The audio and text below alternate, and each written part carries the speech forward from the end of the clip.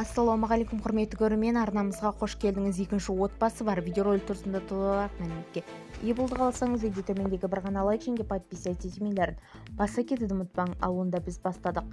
Қайраттың екінші отбасы бар Гүлзира Айдарбекова ұлына қатысты қауесетке пікір білдірді. Белгілі продюсер Гүлзира Айдарбекова ұлы Қайрат Нұртасқа қатысты жалған ақпарат таратқан оқырманға сотқа бермек деп хабарлайды Turkistan.kz порталы. Әлеуметтік желіде қолданушылары әншінің жеке өміріне қатысты пікір білдірген.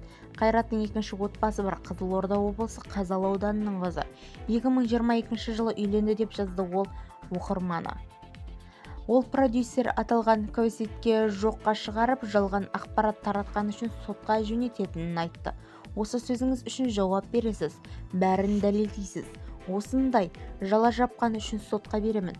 Дайын бол. Фейк аккаунтты табуда қиын емес деп жазды продюсер. Бізді тамашалауды жалғастырыңыз, сау саламат болыңыз.